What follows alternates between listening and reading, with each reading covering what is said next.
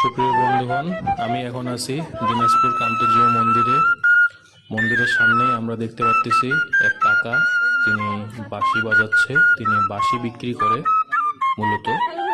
তো এই সুন্দর সুন্দর সুর তুলে সে বাঁশি বিক্রি করে এবং তার বাঁশির বাজানোর যে ভঙ্গিমা এবং এত সুন্দর সুর তুলতেছে, আমি দেখে মুগ্ধ।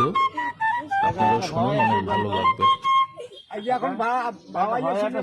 এই আঙুলগুলো দেখান, শিখার চেষ্টা করো।